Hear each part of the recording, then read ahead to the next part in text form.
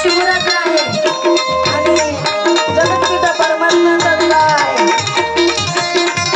या विवाहासाठी आमंत्रित निमंत्रित सर्वांचे स्वागत आहे। सुंदर सोहळा आणि या सोहळ्यामध्ये सगळ्यांचं स्वागत।